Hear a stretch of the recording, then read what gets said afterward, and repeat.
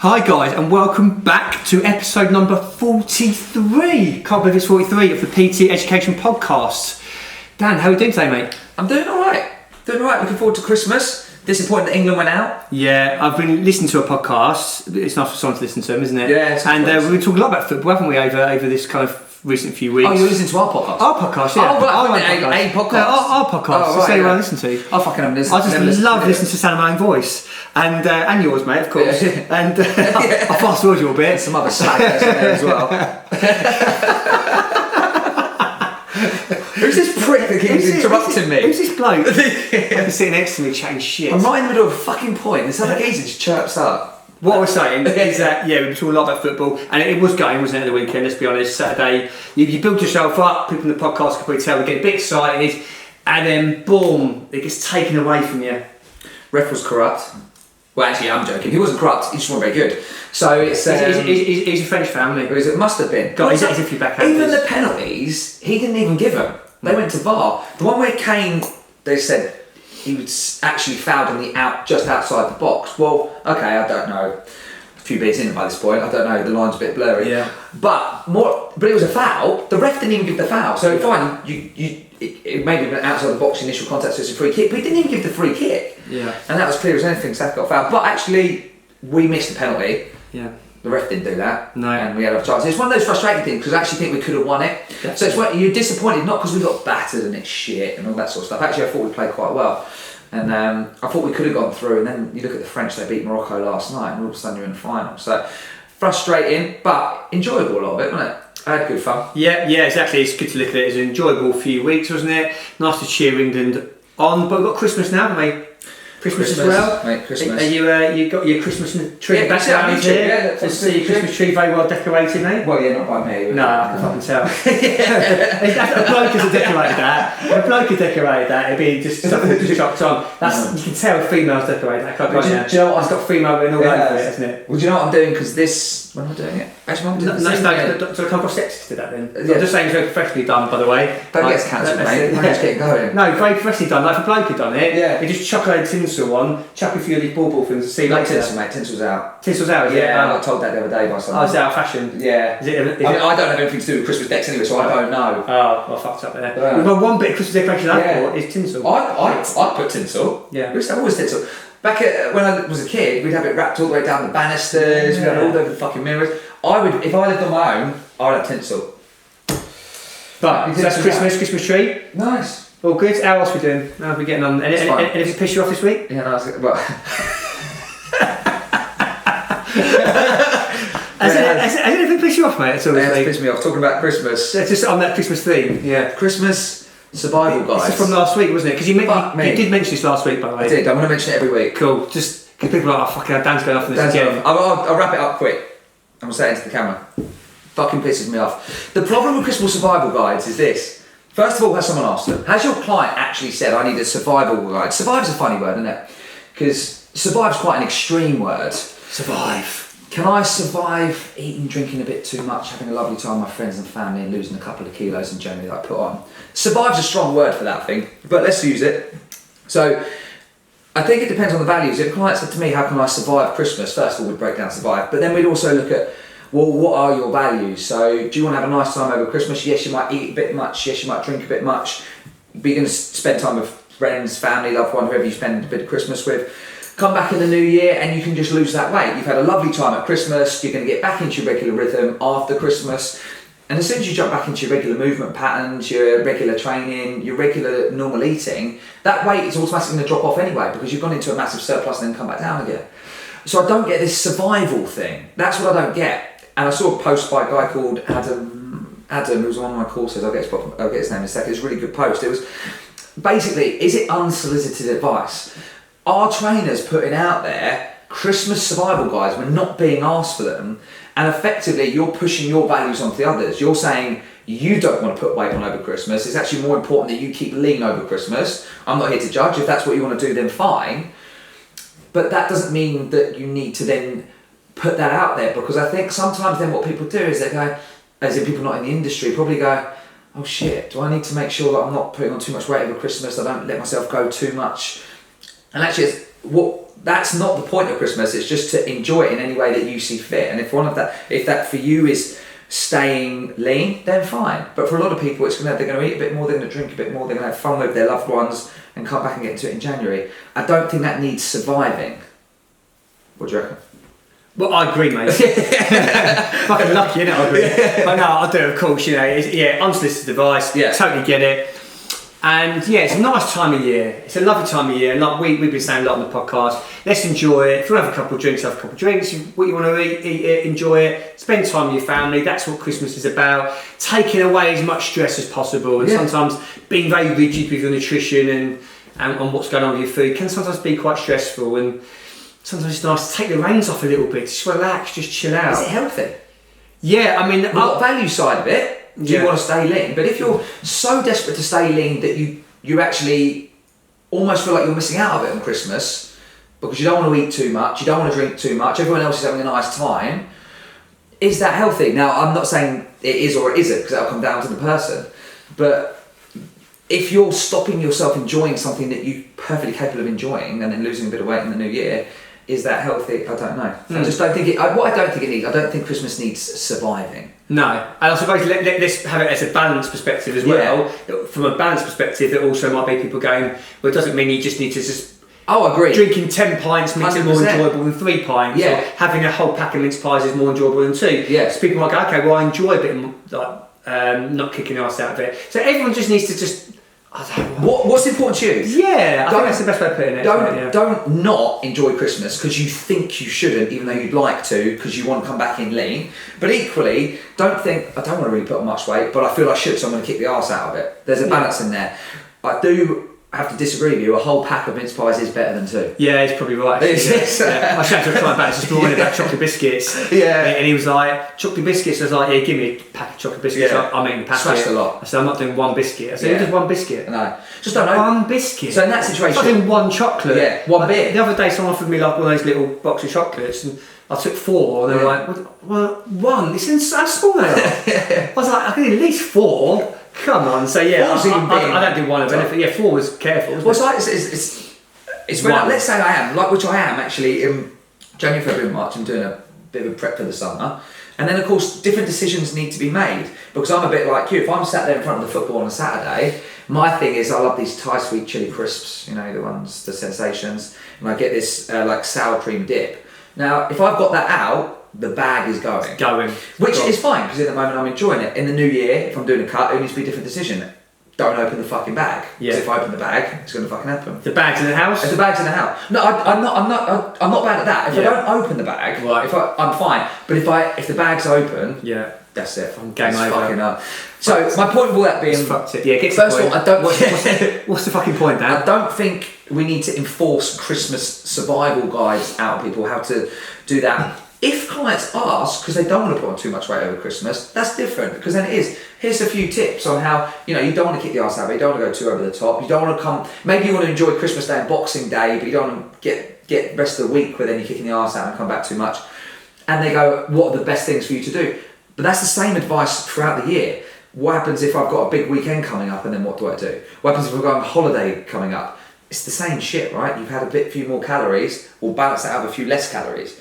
I haven't moved as much. Well, can we move a bit more on those other days? They're fairly simple things. We're not talking rocket science here. So I suppose on the final note as well, the people that you tend to be talking to are the people who are generally more health conscious anyway. Yeah. So they're probably the last people that need to be thinking about it. Yet they're the people who think about it, stress about it the most. Ironically, your general population client isn't looking for a survival Christmas guide. Mine aren't. No, mine aren't either. We'll fucking sort it out in January, mate. Yeah. Do you know what I mean? No one give a shit. It's fine. Also, put some weight on. Keeps you in the job, doesn't it? Put some weight, keeps you in the job. And also, actually, clients who are eating a bit more this time of year, we actually, if they're training still, there's some of them feeling a bit stronger. Some of them are, getting a few PBs actually this time of year, which I have seen actually, anecdotally. Yeah. Food just a few more minutes. 10% extra body fat. Yeah, it's great. Feel a bit heavier, 20 stronger in the gym. Anyway, that's my rant. Right, so if you made it through that amount of waffle, thanks for sticking with us. How long was that? How long did we fucking chat shit for there, mate? Too long, probably. 10 minutes. 10 minutes. Okay, that's schoolboy stuff. Bit of football, bit of Christmas decoration. Smashed made a couple of sexist comments. Yeah. We moved on. That's right. We moved on pretty quickly there, James. Don't worry. Sexist as fuck. There. Yeah. Today is actually going to be following on from last week a little bit. about giving PTs kind of 5 key points about their personal and professional development. Yeah. But these points, I feel, linking really well into next year. We're at the end of the year now. You know, we mentioned quite a lot in the podcast about reflection and learning. Well, thinking about into next year, how do you want to make next year successful? Where do you want to go with your career? And these points are going to expand on that a little bit, about how to set yourself up well for 2023. Maybe if you've got a bit of time off over Christmas, you have an opportunity to stop, to reflect and to think. And these kind of 5 points I think would be really useful to take into next year for PTs. Actually, fuck it, for anyone. Fuck it. And I have had some people who aren't PTs listen to a podcast, and they've really enjoyed it. It's probably not all of them, no, but small bits. That's a very small percentage. Small percentage. This is one of the things when James suggested this for today was this is something I've been thinking about this week and in the last couple of weeks, because I tend to take between Christmas and New Year off now. So I look forward to a quick one actually for personal trainers, just in terms of the way that I used to do it, and there's conversations I have with trainers at the studio. I remember one year around Christmas when I worked at a gym, I worked Christmas Eve late, so I think I finished it, we shut a bit earlier, so maybe I worked till 6, and I worked Boxing Day early, so I literally just had Christmas Day off. And so I didn't used to look forward to Christmas because I was working all around it. And we get lots of trainers how they talk to each other, are we taking Christmas off, we're not taking Christmas off, and it's just a decision around what you and your clients want to do and how much time you want to spend with your family around Christmas. Can you afford to take that time off as well? There's the reality of it, you know, everyone's tax bills coming up in January. And for me, I take from Christmas Eve, I love working Christmas Eve, I've always worked Christmas Eve, and I have the same clients who always come in, it doesn't matter what day of the week it is, it's my older, as in not old like in terms of age, in terms of trained with me for the longest period of time, and I make mince pies and we go in and we make a nice time of it, and then I come back in after New Year, so I really look forward to Christmas now, because I see it as like a break. So you make mince pies? I bake from scratch. I've never baked anything in my life. No, not. No, I'll fuck it up, mate. I'm not a baker. Oh no, I use. Well, I do make them from scratch, but I use Paul Hollywood's stick. I take them in for clients. Right. So some people buy clients wine, so I just take in mince pies. I'll wait for people to buy me stuff. Yeah, well, that's what I know they do. Hey, hang on. Who's been helping you this year? So they pay you all week, yeah, and then they got to buy you a present as well. Yes, mate. That's how it works. To be fair, a lot of clients are very generous, aren't they? They're bringing a nice bottle of wine or champagne, and especially those ones. Again, longer period of time, which is really, really nice of them. I take mince pies for my clients. So hand baked. So yeah, just a quick thing there around sort of Christmas in terms of what trainers do and whether you work or not work. It's the same thing for like barbers and things. It's just one of the things that's important is just setting the boundaries early with clients. There was someone, I can't remember, she's talking about a driving instructor who decided to cancel this whole week and they had stuff booked in, and it was like, I always said as a self-employed person, you just need to set when you're going to take off, and then book people around that, because if you think you're not going to take time off and then suddenly you do decide to take time off, you start messing people around a little bit. So yeah, just a bit of a tangent on there. But the point being is, coming up into Christmas, I was thinking about these things before I had my Christmas break, and start to think, what should next year look like? Because if you want it to look different or you want to progress, that is going to require some thought and what direction you'd like to take it. I'm going to let you sort of move into what these points are. No, you're spot on. And the first point, to be honest with you, almost sets up all the other points, which is essentially to get clarity. And we get clarity about ourselves, about our life, about our business through stopping and reflecting and asking ourselves some good questions. And questions like, what do you want to achieve next year? Where would you like to be this time next year? What areas of your life do you want to grow and develop in? It might be things within your business more specifically. There might be more financial stuff. It might be more relationship stuff. It might be things with your own health that you want to develop. But if you don't get any clarity on that, how will you know what to do next year? You're just going to roll into next year doing the same stuff, hoping for a different outcome. But there's no fucking chance you're going to, because you haven't got clarity. Without clarity, you can't change your behaviours. So you stop, you reflect, ask yourself some questions, and then go, right, that's the path I want to go down. Here's some courses I want to do. Here's some books I want to read. Here's a direction I want to go in. Here's where I want to put more time and energy. Here's where I want to put less time and energy. And this will be kind of the theme of today's podcast, I think, really, is getting clarity and asking yourself some questions and really sort of assessing things kind of holistically as possible, I suppose. Yeah. I think it's important that you just take that moment and start to think for exactly all the points you just said there. Otherwise, you don't know where you're going and you don't know what direction to move into. So getting clarity on where you want to be, because I remember you've said, haven't you, recently that, and I heard Cal talk about this as well, would you still think about things as 3 to 5 years? No. Because I know we used to, but I know you'd sort of you'd moved away from that. You had a different opinion on that now. Yeah, I mean, I think yes and no. Yeah. So I have maybe, I have these kind of like longer term kind of visions, I suppose, but I'm not particularly glued to them, if I'm honest. I'm very, very flexible. So I might go, okay, in 5 years' time it'd be nice for things to look like this.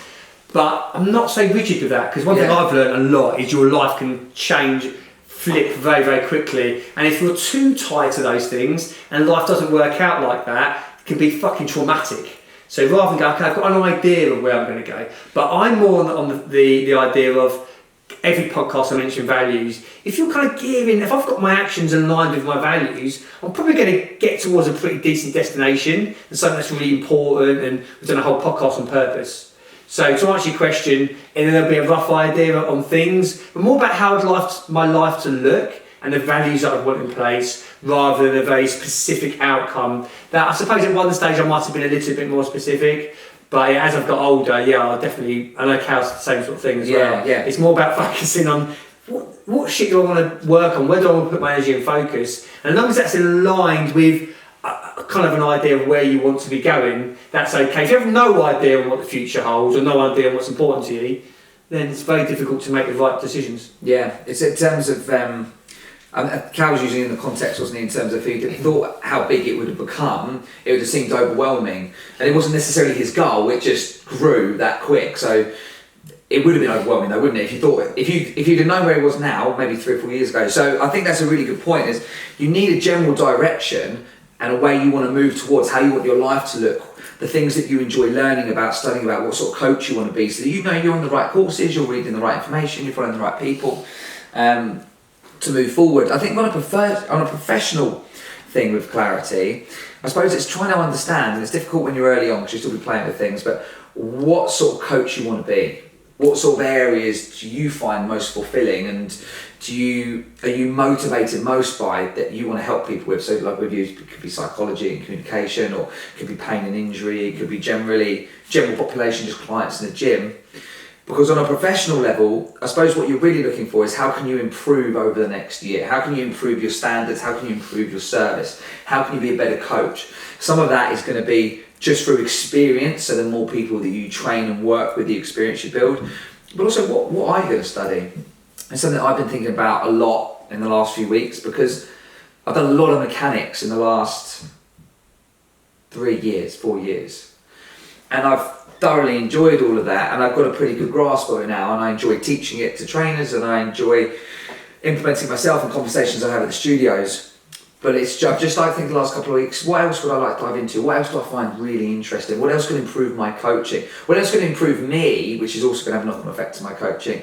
And maybe there's some different areas that I want to put my study into and look at next year. So that's, for me, is important in the next week or so, to get some clarity on that and understand, well, which direction do I want to sort to move my study in next year? Yeah, I think these questions need to be asked every 6 months to a year, because your life changes, you change. We've mentioned that your values change, and every time you answer these questions, they're based upon your current knowledge of yourself and current knowledge on what you want. To think that that's going to be the path forever is probably a bit naive. So we ask ourselves some questions now to get a bit of a direction, but we've got to be open to change as well. I think we can be so rigid in our path. We've got to be able to adapt and modify things. Hopefully, as we grow, we develop, our life might change. You know, people might move away. People might get into longer term relationships. People might get married. They might have kids. That might change some of their decisions around their business. So be open to change, but also by getting clarity, you get to understand where to place your energy and focus. Because time is obviously, we have so much time, and you will always use it doing something. It always gets taken up. People are, I'm so busy. In other words, your time is being filled with something. So by getting clarity, you get to decide how do you want to fill that time, what do you want to fill that time with. And you fill it for the highest priority stuff, and of course life will throw a few little challenges and curveballs in along the way, but all the time trying your best to have those boundaries around things in your business, things with your training, things in your relationship, whatever it might be. To keep that in place and then life will obviously throw a few other bits and bobs in. But if you don't ask yourself the question on where to place your energy and focus, then how the fuck do you know what to do next year, mate? You're just going into hoping for the best. And if you want to get the most out of your life as a whole, you've got to think about where the areas that I want to develop and grow in. Which led you into the next point, actually. 100%, it does, mate, yeah, which is understand what you want to improve on. It's amazing how these things segue together, isn't it? So if you want to grow and develop, you need to understand what you want to improve on. Which is what I was talking about with the courses and things like that. In the professional setting, what resources, one of the things I want to do next year, as I was saying to you before we started, I've got a shitload of resources that I've bought in terms of books. I've got Tom Purvis Videos, who's the RTS founder, so mechanics. I've got all these resources and I haven't put enough time into reading them. When anyone gives me a recommendation, I buy the book straight away, or I tend to buy the videos or whatever, because then they're there. Because you can get a recommendation and 6 months later you think, fucking hell, I was recommended a book there and I can't remember it. So I either write it on my notes or I write it there and then. But a year later I haven't had enough time, or I haven't created enough time in order to get stuck into it. Now I've got about, I'm not going to exaggerate here, I've got 5 to 10 books that I think actually I really want to get stuck into them. And so one of my things for next year is I want to get stuck in, so I'm going to create more time that enables me to start working through some of the resources that I've actually already got to sharpen up. You saw the motivational interviewing in fitness and nutrition. Can't remember who the authors are. Do you remember who the authors are? Find out. It's a really good book. It's a really good book. It's a really good resource. So I think I've literally got it there. You'll find it quicker than I will. So that's one of the books. I've got Kapanji, the Kapanji series, which you'll find. It's Dawn Clifford and Laura Curtis. Motivation interviewing in fitness and nutrition. Nutrition and fitness. Nearly. And it is I would really recommend that book. Yeah. I've been for work for a couple of times now, and I've used it alongside some courses, and we use some of that stuff in our seminar as well. A lot of the kind of the philosophies around the communication stuff, I've picked some of that from this kind of foundational level of motivational interviewing. In the future, we might expand on that in future seminars, but the second part seminar will give people this kind of foundation to work with, to build on for motivational interviewing, because it's, as you mentioned it now. Actually it's a nice little segue into the seminar as well, but it was so I want to create more time in order to study and work on these things that I've got and I just haven't had enough time for, but that's my fault. So I need to create time. I need to look at what's most important to me in the first, let's say, quarter, and then go, right, how am I going to create this time? But while we're talking about resources, one of the things, I've mentioned this a few times, one of the things I really struggled with early in my career wasn't that at certain points that I didn't want to progress, it was I didn't really know where to go. I didn't know what to do. So if there's any area that you think, I'd like to dive into that area, not sure where to go in the resources, just drop us a DM on Instagram, either mine, James's, or PT Education one.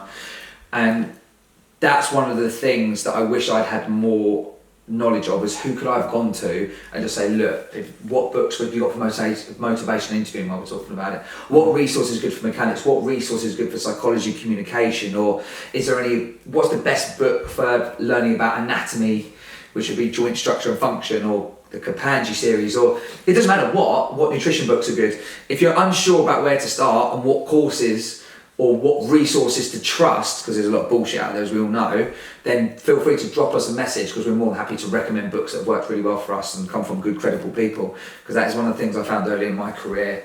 I didn't know where to go to get good resources and make sure I was reading good quality work and not just bullshit. Yeah, it's difficult because there's a lot out there. So yeah, it's difficult. I mean, going back to what you were saying earlier about understanding the type of coach you want to be. Yeah. That can help us understand what we want to improve on. Yeah. What type of coach do I want to be?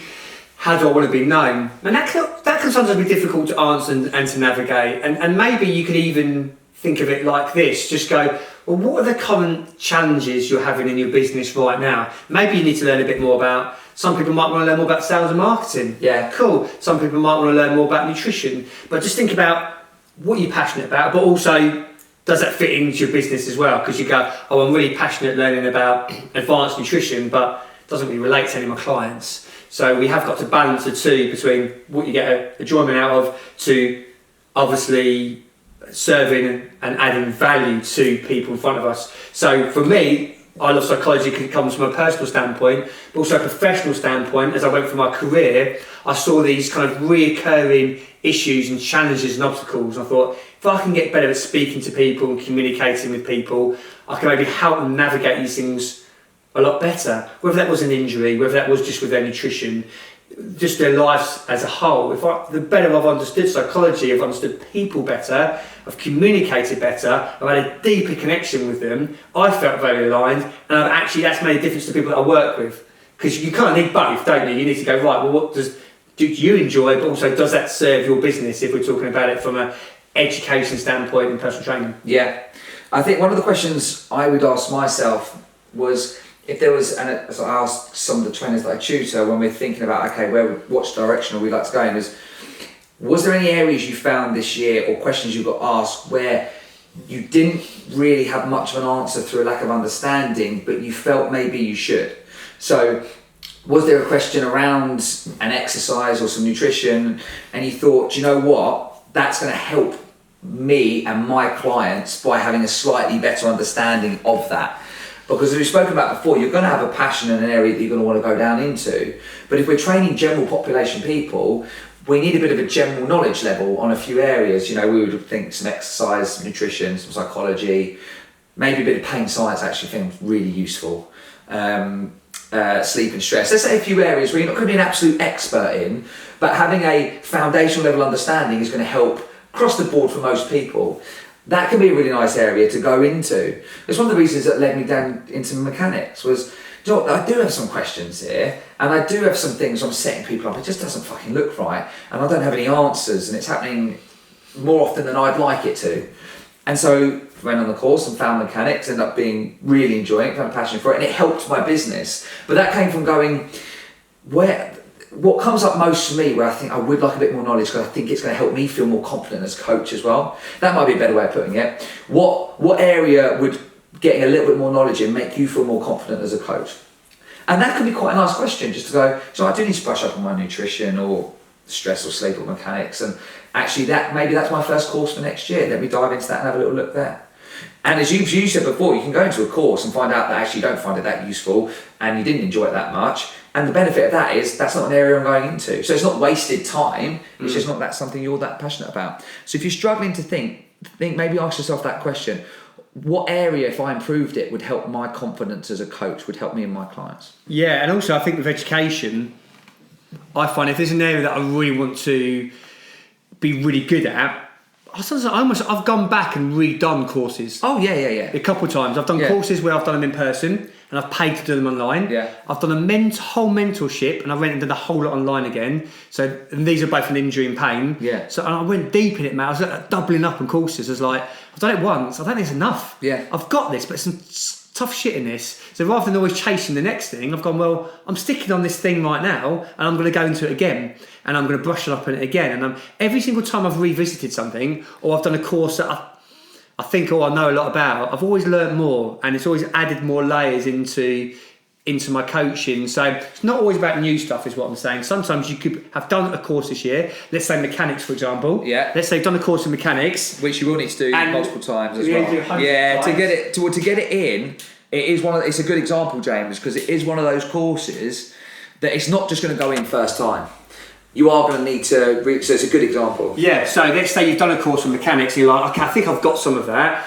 You wouldn't have got as much as maybe you think you've done, you might be a bit confused. You go back a second time with the same people, even different people, and then you just you're going into it with a new lens and then you'll absorb the information a little bit better. When you go into any course for the first time without any background knowledge, it's very, very difficult. It all seems overwhelming. If you chat about mechanics, I mean, again, my knowledge on it is nowhere near as good as yours, but when I knew fuck all about it, bloody hell, it's like, my God. And the same with like pain science, bloody hell, I mean, some stuff that we used to go through pain science, you first get told about that and it's going to go over your head at first. Yeah. So I can either go, well, it's gone over my head, fuck it, or it's gone over my head, but at least I can entertain some of these technical things now. I'm going to go back and revisit it. Second time I get it in my head. Third time a little bit more. Some things I was doing like 4 or 5 times, some more technical stuff. But if I was like mentoring you, it wouldn't be fair on you if I wasn't going deep and really getting it into my head. Because hang on, I'm fucking paying James for some advice here. He's on the course once, tick the box,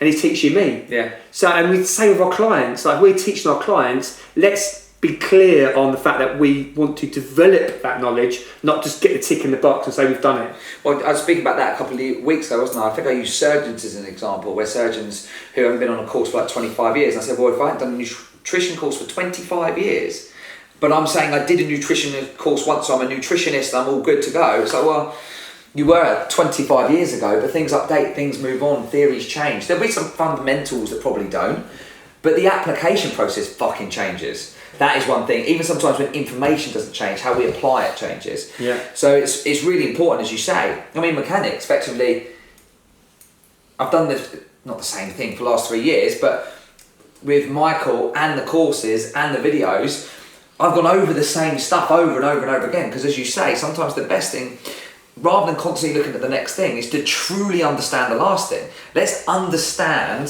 the last course before we've actually just we've scraped the surface and then fucked off on the next course and scraped the surface there. And actually you don't have a deep understanding of anything. And now you've got a little bit of knowledge, which we all know can be a dangerous thing. If you found something, as you say, let's get deep, let's understand it to the level that you need to. Obviously, if you're teaching, well, effectively you said last week, we're teaching our clients, you need to have a good enough understanding that you can go a few levels. You do. Not just have that it's fine for your client to have that surface level understanding. Yeah. Because you're talking to them, explaining them as they go, and they go, oh, yeah, this is set up for me because of this. But you're going to need 2 or 3 levels more than that to really, truly understand. Sometimes like less is more as well. Rather than chasing like more education, imagine the education you've got, try and improve on how you apply it. So exercise is a perfect example. You knew a sport when you first started personal training, but how you coach it now is probably 100 times better. It's still a sport. Yeah, it's not like a new exercise that you've learned, but you've improved how you coach it, the coaching points you give, how you communicate it, when to put it in the client's program. So you've improved how you apply that knowledge rather than the knowledge itself a little bit anyway, if that kind of makes sense. Does make sense. So less is more sometimes. Get the basics, but then just get shit hard at applying them. And that probably doesn't get said enough in our industry. Well, no, because then you become, I think too many trainers almost feel like they have to be an expert in everything.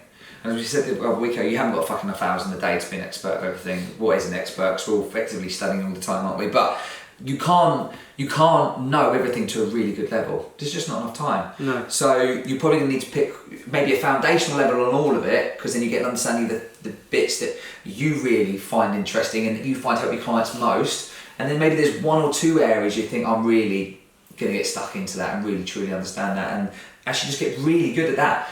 I mean, even with Michael, when he very much sees himself as on the exercise thing, he's got very good psychology knowledge as well, but it's very much the exercises. That's what he's amazing at. So you get people with injury or sports people or really not high level stuff, just general population as well. That's his thing. Has he got a level of knowledge on a lot of stuff? Yes, but he's very clear on what he is very good at. So I've taken something away from that as well. It's something you've gone into as well, wasn't it? In terms of you became very clear when you went off into pain science initially.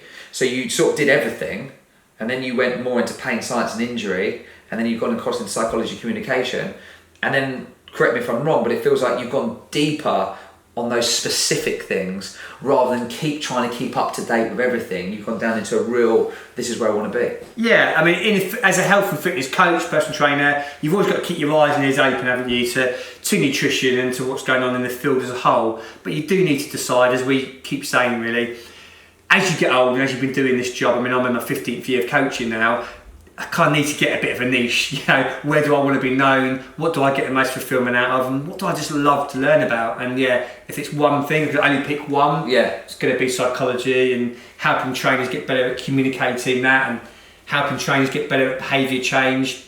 I've still got a massive love for injury, massive love for injury. Love being injured? Massive love an injury. But yeah, a very interesting kind of like, not necessarily like the pathologies themselves, but more how to help people when they're experiencing pain and the pain science around it. That's what I'm talking about, people every single time. That's the recurring theme that I've learned about myself throughout my career. And talking about the career, we're going to have to segue into the next point, which is talking about success. And I think this has been said by us a few times, I've heard other people say this as well, success can look different from person to person. What does it look like to you? What does success look like to you in 2023? Because if you don't have any idea on what it looks like, it's very difficult to know if you're being successful or not. And also alongside that, I will say that there's areas of your life that you've been successful at previously or currently been successful at. Acknowledge that as well. There's things that you've achieved currently in your career that you might not have seen and you've been successful at. It might be something really small, just with a group of clients losing weight or building muscle, or the fact you're still personal training another year in. It's a difficult industry and there's challenging things going on in the economy. You know, all these things trainers are doing a really good job at and being successful at, but they've got a comparison of looking at Billy on social media with all his followers and they don't feel successful. So understand what success looks like to you. Personally, I feel for me, it's aligning my life according to my values. Then I feel successful. And then navigate that and make your life look like that as best you can, if that makes sense. Yeah. I think the important point, which we've mentioned in the last few weeks as well, is before you set up what you want to do to improve next year, also, as you just basically said, reflect on what you've done well this year. So you reflect and go, well, what have I done well this year? And then you can start to look forward. Because if you just look forward all the time and never reflect, as we've mentioned, you don't give yourself enough credit, as you just said, really. But knowing what success looks like is important, because we all have this societal message of what success looks like, and then try and just do that, i.e. the car you want, saving for a house, meeting someone, maybe having kids, going on nice holidays, you know, all this sort of stuff. And maybe that is what success looks like to you, 100%. which is fair enough. It's probably a mainstream reason for a reason, that there's a few things on there, but it might look different for you. Not everyone wants those same things.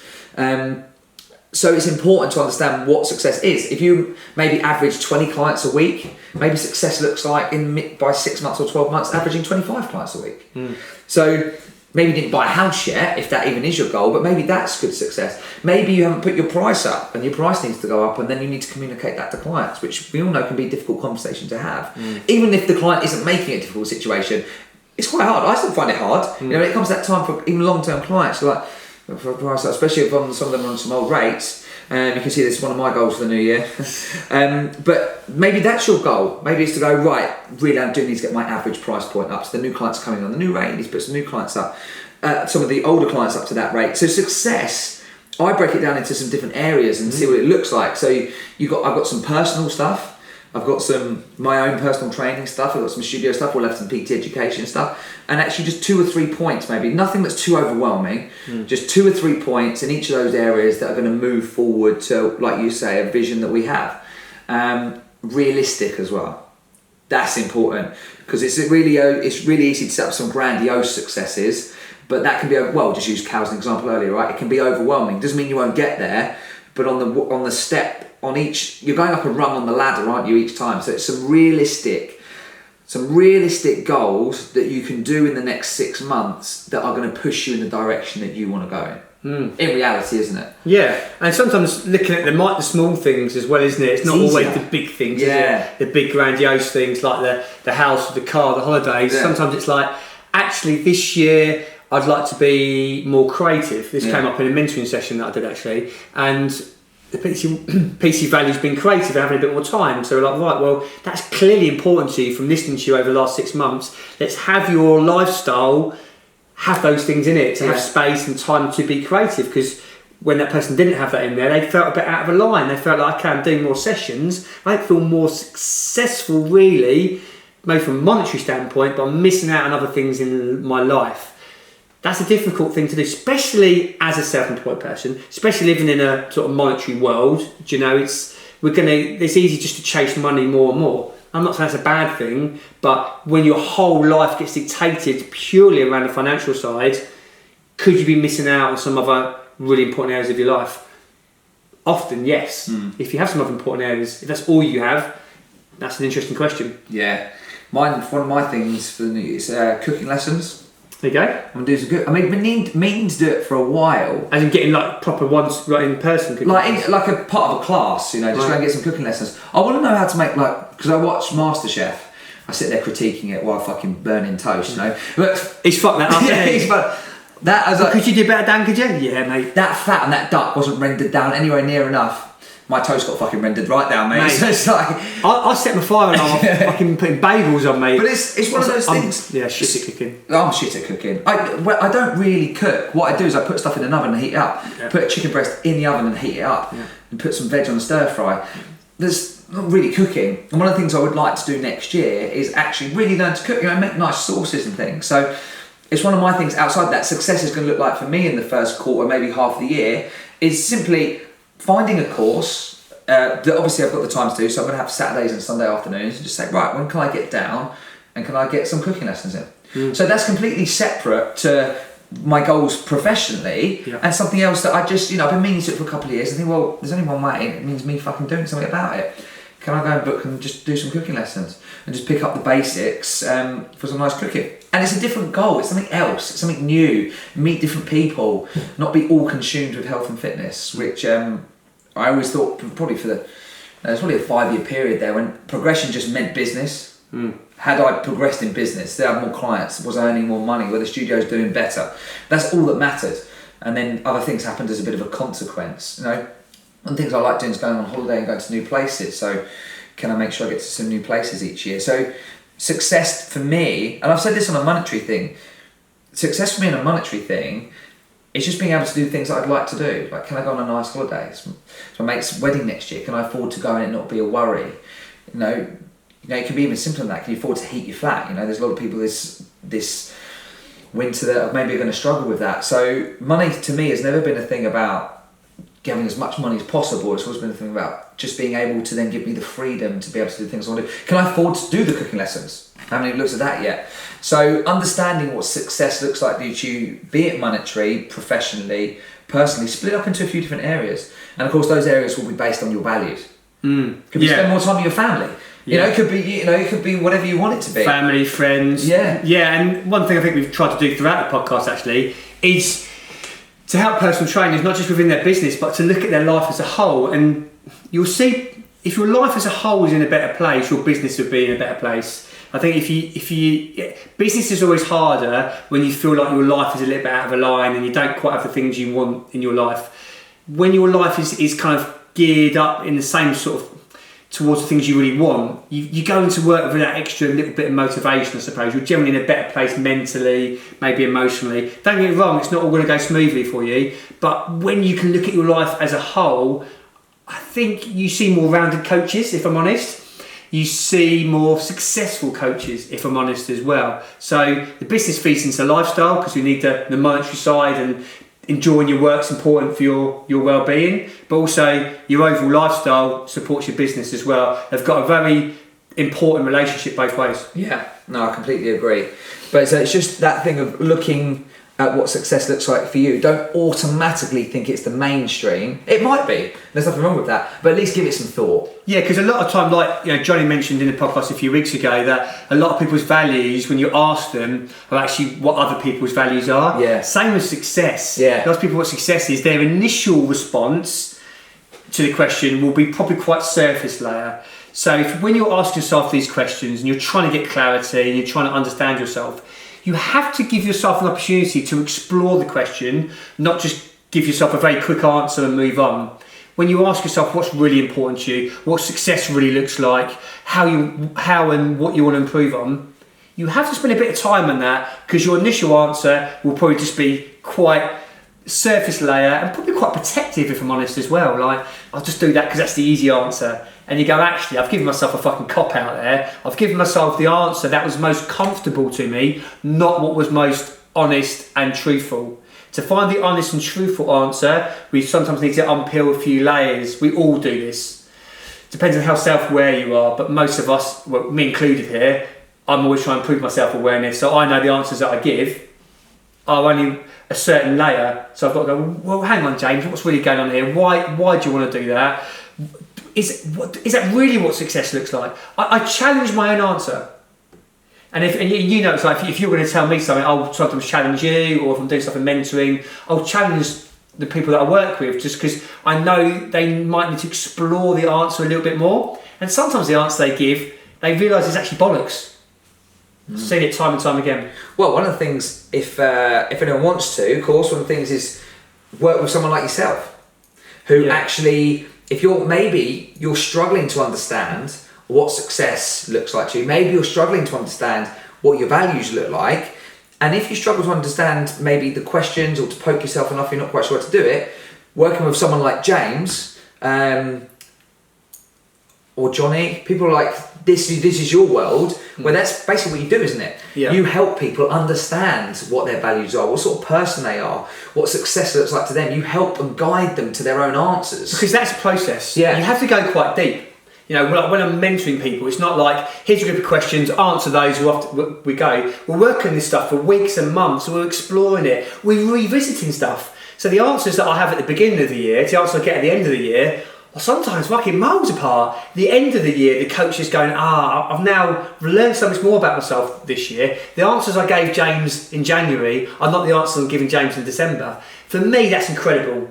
But that's took questioning, that's took digging down some deeper layers. That's understanding your past, maybe, understanding your history, understanding your beliefs and your biases, understanding your bullshit narratives. That is a process that takes time. It's one that I'm obviously incredibly passionate about, because it's been a life changer for me and the people that I work with. I love seeing that change in them, but it isn't easy. And if you answer these questions quickly and easily, you probably haven't truly got there, if I'm honest. Yeah. So that might be your thing for this first quarter of next year, as in terms of the way that you progress, is to work with someone like James who can actually guide you to these answers. They're going to be your answers, but you're going to be the guidance and you're going to ask the right questions. Yeah, it's finding your answers. Yeah. That's all I really want. And linking on to this next point is all about, again, assessing things again as well. It's about. Are you cold, mate? Do you want to turn the heat on? Oh, I'm good, mate. I'm good. Right? You getting the cold, yeah? It's because you're saying lean, mate. I've got about a stone extra in body fat on me, so I'm all right. I've got plenty of layers. But the next point, guys, is assessing your environment. Okay. This is key. By environment, we can look at your work environment, your social environment, maybe your home environment. Like, how is it serving you, or how is it not serving you? There'll be pros and cons of both, and some you'll be able to manipulate in greater ways than others. But I do think it's really important. It might be something really simple. My home environment is disorganised. I don't have a proper place to study. Or my work environment, right now, I haven't enjoyed it for last year. There might be another gym that I could move to next year. It might be your relationships and going, actually, you know what? The friend network that I'm spending time with, they're dragging me down a path that isn't where I want to go. That takes, again, a lot of honesty to go, how is my environment serving me? What are the positives I'm getting out of it? And what are the negatives? There's always going to be a bit of both. Nothing is ever all good or all bad. But I do think assessing your environment and asking yourself how this previous year, how your environments have served you, and how they haven't served you, will make you think about next year, what environments do you want to spend more time in? And what environments do you want to spend less time in? It might be like, I want to go to an in-person course and be in that environment because last time I did it, I got such a buzz, I met other trainers, I met some really good high-level coaches, I love that. Great, well then seek out those environments. Could be something with your gym. I'm spending my time around a load of negative thinking personal trainers and they're drawing me down. Okay, well maybe you need to spend less time with those trainers and more kind of growth-minded, progressive trainers. Assessing your environment, I think, is absolutely vital. I don't know if you mentioned this because I was turning the heating on a second. So one of the things on a professional environment is you might be unaware of your environment, and one of the best ways to look at that is to go somewhere else, in-person courses, and just go to a different environment. And you might go, actually, my environment's great, I really enjoy it. But if you think your environment's great, but you've never been in another professional environment, then how do you know your environment's great? It's the only thing you know, and it might be serving you well. But challenge it. Go somewhere else. Maybe go and train in some different gyms. Like just your own training. Just go to a different gym. Like I know Luke and Ryan. I want to get there at some point as well. Went to Muscleworks in Orpington. Or go up to London.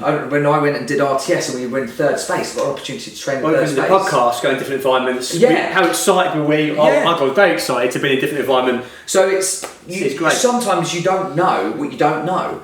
So the only way to challenge it is to go and do something else. And an in-person course is great, and I bang on about them all the time because I get so much from them. I really enjoy them. You meet good people who are probably on the same direction path as you. If you know the course, the person teaching it's probably going to be pretty good. There's a reason you found it or it's been recommended to you, and you get to then really see what a group of motivated, like-minded people are. And maybe you come back and you think, "Do you know, I like the environment, but they're not quite what that was," and that's okay. But you had to maybe step out of that box to really see what it was all about. I think it's easy to go, "Oh no, I've got a great environment," and we get caught in it as well sometimes, don't we? Think, "Oh, we've got the fucking best environment. There's loads of great trainers," and I think there are. But let's not kid ourselves into thinking it's the best place in the world for personal training and it's some little fucking hub. I've been to loads of places where there's great, motivated, brilliant people. So let's get out and meet people. So on a professional environment thing, I think in-person courses are great for that. And professional stuff as well. I'm doing a psychology course at the moment, and there's no personal trainers on it. Yeah. So I get to meet like-minded people. Yeah. They're kind of into psychology and counselling, but they're not in the fitness world at all. Yeah. Which is great for my personal growth because they're going to see the world a little bit differently. They're out of my normal bubble, I suppose, and that's every single week. I get to be with this different group of people, which has been over the last this first term that we've done. It's been great for my professional and definitely personal development massively. So massive fan of just getting out there, having different conversations with different people. We're fortunate enough to do a bit of podcast as well, and it's something that you and me have a big passion towards, to be fair. But I mean, obviously online as well, people can put themselves in different Facebook groups, can't they, and different communities online or different courses online. Listen to a different podcast. I don't know, it could be the smallest thing as well, going back to small things. I don't know, watch a different documentary, I don't know, just to kind of let your mind see things a little bit differently. I know for me, I've generally struggled with that, to be a bit more fixed in this is what I'm learning, this is what I'm doing, staying in my lane. But sometimes it's quite nice to have a total different curveball, and you might talk about history, or someone else might talk about something to do with fucking space or something, You don't know where you go. I was like, what should I come up with? What should I say? Fucking Christmas trees. But and right before I was shot down to it. Yeah.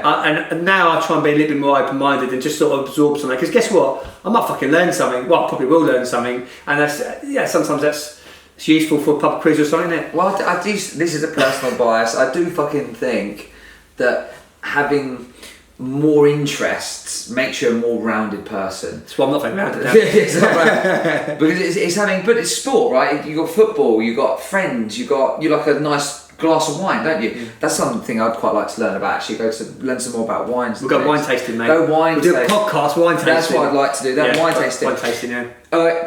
You go up to London for a nice meal. It could be an interesting fiction or history or movies. There's so much to be interested in outside of just health and fitness. Even though I'm incredibly passionate about it, just health and fitness. Yeah.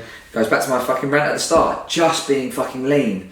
Like, there's so much more to life, in my humble opinion, than just that. Now, that might be a goal for a short period of time for a specific reason, and that's great. But don't miss out on everything that the world and people you know and love have to offer outside of just health and fitness. Because to me, as part of being healthy is more than just the fitness side. It's also social side and having different interests. Fantastic point, mate. Fantastic point. So again, we said it Wednesday, looking at the bigger picture. But in our industry, it's so easy to get, when you're passionate about it as well, and I've been there, so immersed with it, in this bubble, chatting to other coaches, we're all chatting about muscle building, getting lean, nutrition, and you forget about fucking reality and the bigger world. And then you get someone from the general population and you're not very relatable because you're just so focused on that. And once you start to have real conversations, by real conversations, to talk about, dealing with people talking about what's really going on with life challenges and difficulties, what's important to them, your whole lens starts to change. I know as I've got older and probably being a father's helped, going through my own life challenges has helped, just becoming a bit more mature. Again, mature, still got a lot of, not that mature. No. You say mature, James? Yeah. Fucking hell, mate. But into my late 30s now, more mature than I was in my late 20s, thank fuck. Was that the camera? I don't know, let's just double check it. But it's allowed me to help people a little bit more, if I'm honest. Yeah. Well, that actually segues, still on. Still on, mate. Still live. Yeah. Just got me moving for no reason. Get some steps in, mate. Yeah, I needed that. Well, it segues nicely into the last point, what you just said there, actually. Yeah, it does, doesn't it? Because We love a segue, don't we? it's like love the segues. fucking clockwork, mate. Absolutely. Clockwork. Pros, mate. This is podcast pros. Let's start this is calling them, ingenious. Podcast pros. We are. Well, I'd like to think we're already there. Yeah. So this is something I see. I'll let you do it 'cause it's your point. This is something I see generally when trainers are all consumed with just health and fitness. Yeah. I don't know whether you agree. No, I'm glad you segued at the right time there. Yeah. You've done a great job there. So cracking job that. fucking smashed it. So yeah, take your work seriously, but don't take yourself too seriously. Yeah. This is the last point. And definitely this time of year as well, it's nice to be a bit more relaxed, isn't it? We'll have a bit more of a relaxed podcast next week. Might even have a couple of drinks, we're debating it, we'll see what happens. We've got a guest coming on next week, and he's up for having a laugh, isn't he? Yeah.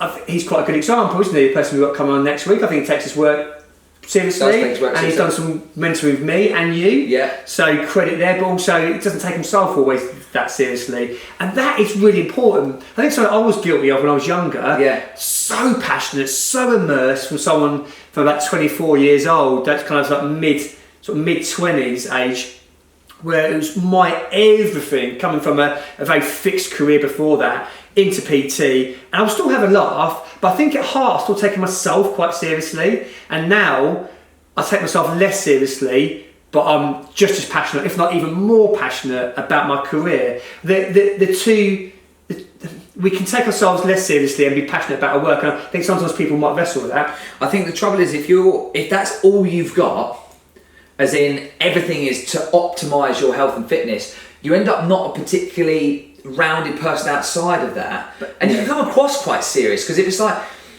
someone's like, I'm going to have a couple of beers with the football at the weekend, and your coach is someone who's so obsessed with health and fitness, I say obsessed, that's unfair, because if it's something that's that great a value to you, that's fair enough. But if everything you do in your life is optimised to that, and actually you don't care that you don't go out drinking, you've got no interest, you don't want to go out, you don't want to come off your plan at all, that's quite unrelatable, and it can come across as taking yourself quite seriously, because when someone just wants to chill out a little bit and have a couple of drinks, it almost feels like they're being judged. It's the attitude towards it though that dictates whether or not you take yourself seriously rather than the actions themselves. So you could have someone going, you can't take the piss out of yourself, you know, and go, look, to us, I didn't have a drink, I was a bit of a boring bastard, but actually that was fine with me. I don't take myself too seriously if I didn't have a drink, or if I choose to have a drink. Do you know what I mean? So it's about if I make a mistake in the gym, whereas before I'd be like, I didn't miscount, I didn't do that, I'm fucking perfect. Yeah. Now I'll take the piss out of it now and go, I didn't miscount, it was you, and we have a joke about it, because I take myself less seriously and don't see the fact that I made a mistake as a judgment on me as a coach. Yeah. And that's the difference now, rather than the behaviours themselves. It's the attitude you have towards yourself. So you can be professional, you can have a really good work ethic, you can have high level standards at the same time and not taking yourself too seriously. I know that might sound a bit contradictory, but to me that makes sense. Well, as we said last week, most adult intelligent conversations have contradictions running through them, or nuance, where it's a needle that you're moving up and down the spectrum. It sounds like you're contradicting yourself, but in reality you're not. But I think that is something that we as an industry sometimes can be seen like. We take ourselves very seriously. There's as you say, there's no ability to take the piss out of yourself, to admit your mistakes, to accept other people's mistakes. Everything should be bang on the whole time, and it's not a funny matter if something. And I think it's probably it comes with maturity, and as you get older, and also being a more rounded person. Certainly, it's humbling when I always said that with golf lessons was quite humbling, because you're starting something new for the first time. It puts you back in your client's shoes when they first walked in through the gym. I think there's many things that can lead to you taking yourself less seriously, while, as you say, still being professional, still delivering a quality service, and still taking your career seriously. So it's definitely something the reason I put it is because something that I've struggled with. Yeah, definitely. And I think you can have fun and be professional at the same time. I think that's it. If you're going all fun and you're thinking, hang on, these professional standards are lacking, that's not good enough, because you're getting paid for a service. But also, am I just seeing this as just such a professional service? Like, you're a coach, but we know in personal training it's developing relationships. Part of developing relationships is to be a bit laid back at times, is to have a laugh in certain contexts, is to have a smile or crack a joke. It's quite nice. You tend to get on well with people when they can actually do that. Yeah. If they're all kind of stiff upper lip or rigid all the time, it's hard for you to connect. So if you can be professional but also laid back at the right time, it's a nice balance. Now you'll fine tune that, as you said, depending on nuances, depending on who you're with and the context of what's going on. But it's a I think anyway, if I do say so myself, a really important point. No, I think it's an important point. I think it's something that sometimes we can come across like in the industry as well. As an industry, not necessarily individuals, but as an industry we can come across like that. And maybe we don't quite get that balance right between being professional but also not taking ourselves too seriously. You can see it being intimidating. Can't it? Well, it's from the outside, it's a bit intimidating. It's all like the gym is very serious and we're here and we do that. You're like, great, but we can be a bit laid back about it. Well, it will lead your clients to be able to be honest with you, to be honest. Well, yeah, and we've said that before, haven't we? So yeah, it's quite important to have that approach where someone feels relaxed in your company. Yeah. And if they do, then as you say, mate, they might be able to open up a little bit more because they feel like they're not being judged, which you've said a few times now on the podcast. Well, that's the important thing, isn't it? That they feel open enough that they're not going to feel judged when they actually when they have something that they want to say. And sometimes if you just come across serious all the time and you're not relatable, then maybe you've created that environment not on purpose, but it's just the way where things have happened. Do you want me to recap these points? I think we should. Just to recap, I think we stayed on task actually quite well We've today. done all right today. You haven't gone as many tangents. We've been behaved. So, first of all, the kind of overall philosophy, really, point one, was to get some clarity on maybe what you're going to think about for next year.